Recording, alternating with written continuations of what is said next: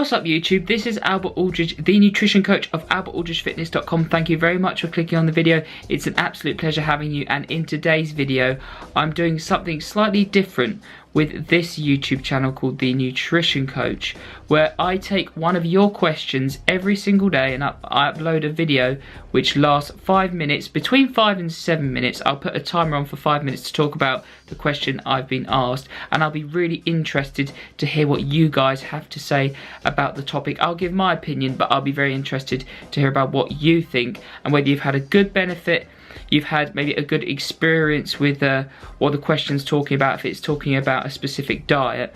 But without digressing, I'll go into today's topic very quickly. And I had somebody ask me to talk about low carb diets, are they effective? So low carb diets, are they effective? I'll be very interested to hear what you guys have to say in the YouTube comment section below, but I'm starting my timer for 5 minutes to talk about this topic starting now.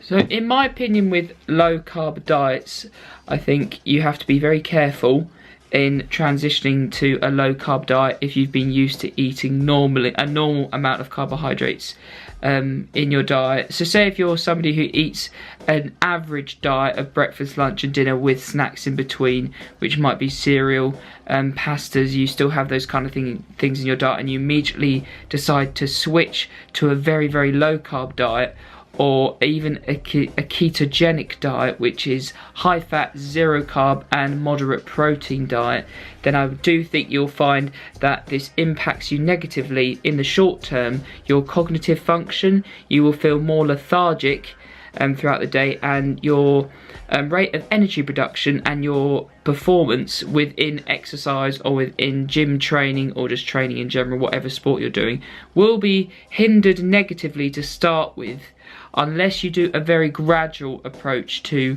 transitioning from a moderate higher carb diet to a low to zero carb diet. So I'm saying that your performance won't be hindered if you do a smooth transition period into a ketogenic diet, but if you decide to just jump into this low carb or ketogenic diet, you'll find that it does impact your performance negatively for a while. I can't tell you exactly how long that will last for. It may be a week, it may be even a month adjustment period until your body eventually gets used to it.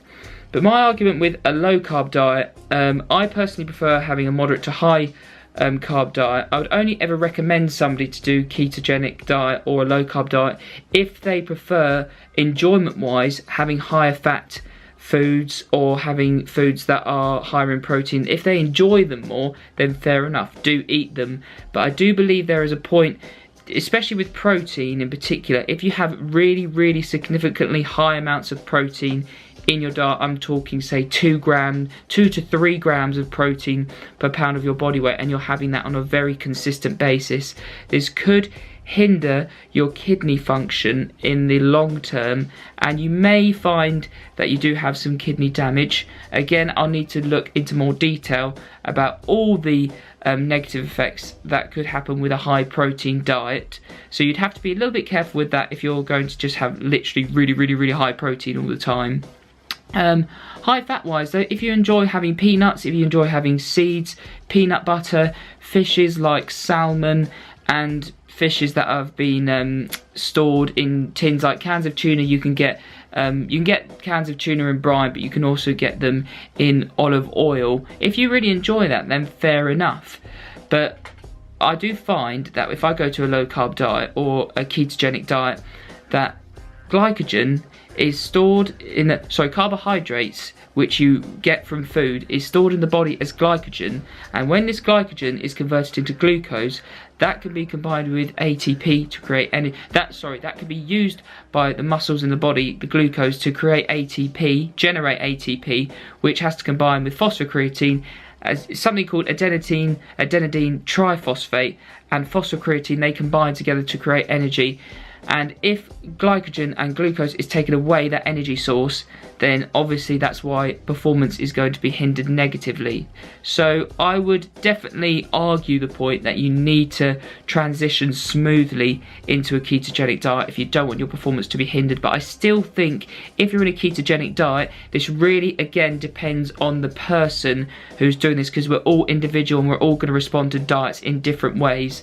but you will find that your performance is hindered even if you do it in a smooth way. Because what you may find if you do a high fat diet for a long period of time is you go into a state of ketosis where there's so little amount of glycogen available for the body to use that it has to use fat as a form of energy. And people read that and they think, ah, great, that means that I'm going to be burning fat as an energy source, which you are.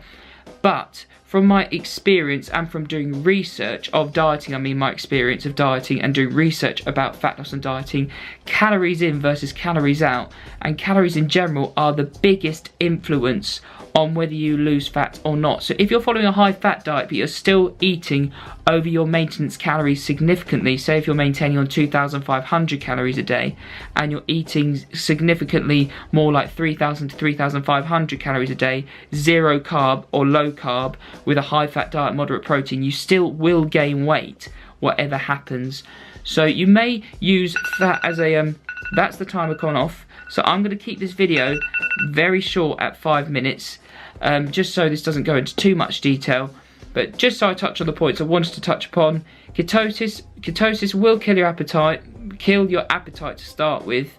It may decrease performance, but again, in ketosis, a good benefit from this is that it may help those people who are suffering from diabetes or at risk from suffering from type 1 or type 2 diabetes, as it will help to keep your insulin activity very stable.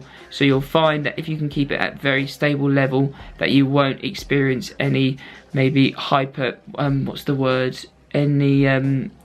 you won't be experiencing any